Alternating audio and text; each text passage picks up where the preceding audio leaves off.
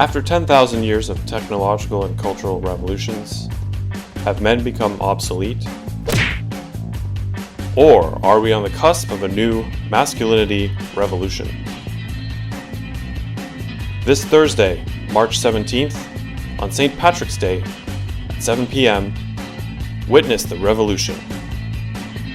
From the authors who brought you Spreading Misandry, Legalizing Misandry, and Sanctifying Misandry, Paul Nathanson and Catherine Young present Replacing Misandry, a revolutionary history of men.